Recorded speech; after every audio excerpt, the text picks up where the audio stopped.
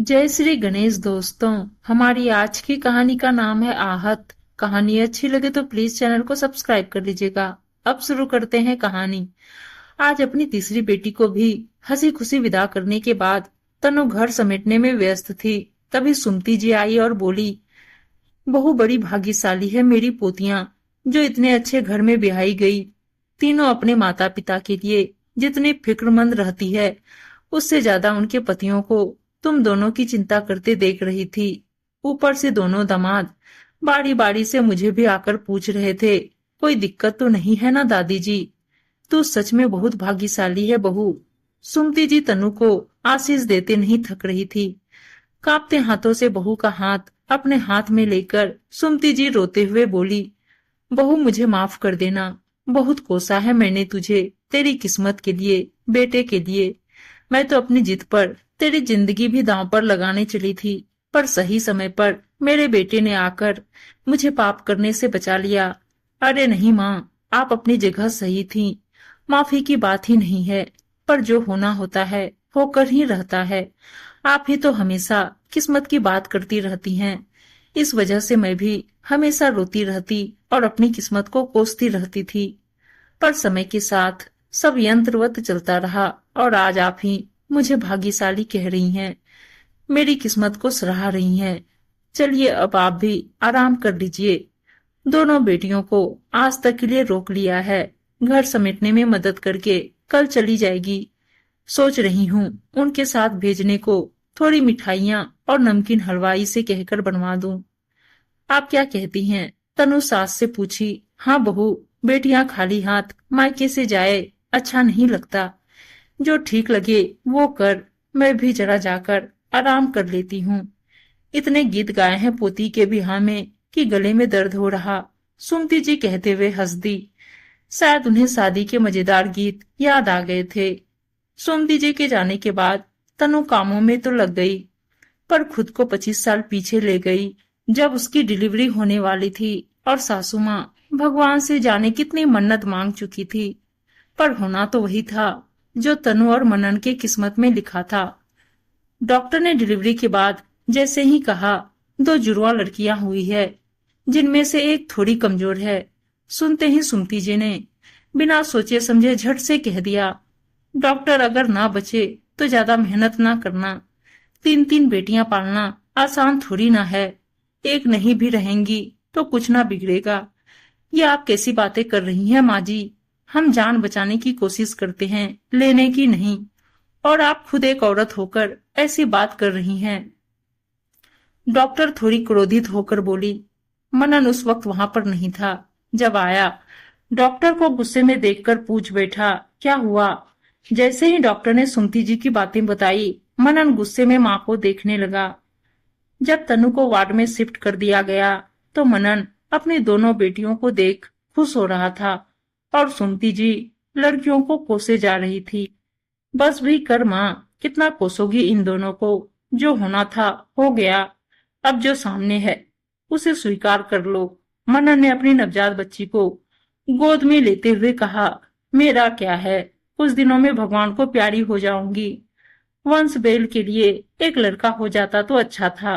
पता नहीं कौन सी किस्मत लिखाकर आई है ये तीनों, और बहू की किस्मत में बेटा लिखा ही नहीं। सुमती जी ने मुंह बिचकाते हुए कहा। तनु ये सब सुनकर लाचार सी होकर मनन को ताक रही थी। उसकी गोद में भी एक बेटी थी और पास के एक बिस्तर पर 3 साल की बेटी कुहू सो रही थी। सुमती जी ये सब कहकर कुहू के पास जाकर बैठ गई। तुम ज्यादा सोचो मत, ऑपरेशन का शरीर है, अपने शरीर पर ध्यान दो। आज नहीं तो कल माँ समझ जाएगी।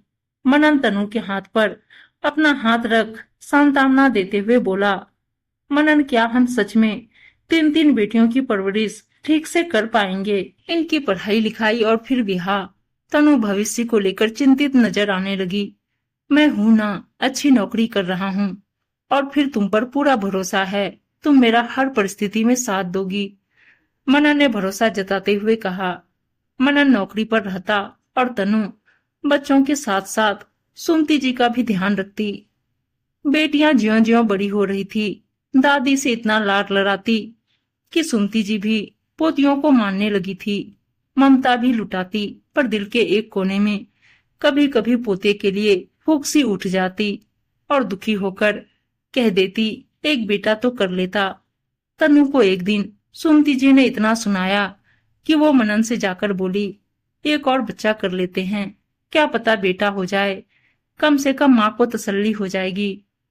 तनु तुम भी माँ की बातों में आ रही हो, हमारी किस्मत में ये बेटियां ही है और मुझे इसका कोई दुख नहीं है, मनन तनु को कहकर समझा देता।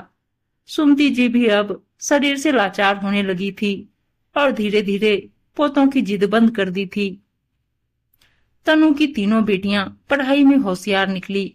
जब बड़ी बेटी नौकरी करने लगी तब दोनों छोटी बहनों पर वो पूरा ध्यान देने लगी थी। मनन को बड़ी बेटी की शादी की फिक्र सताने लगी थी। संजोग से उसके लिए रिश्ता उसके ही दोस्त के बेटे के लिए आया, जो खुद आकर मनन की बेटी को अपने घर की बहू बनाना चाहता था। मनन के लिए जाना समझा परिवार था। सबकी सहमति से शादी हो गई।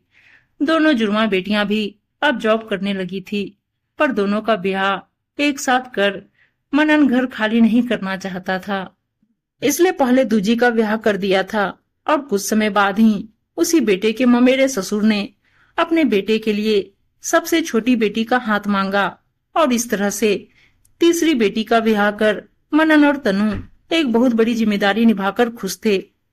माँ कहाँ खोई हो, कब से आवाज दे रही हूँ, सुन ही नहीं रही हो।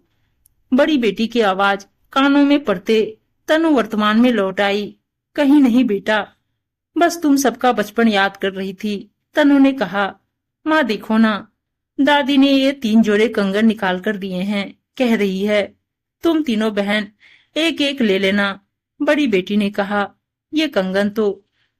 तनु कंगन देख आश्चर्य करने लगी।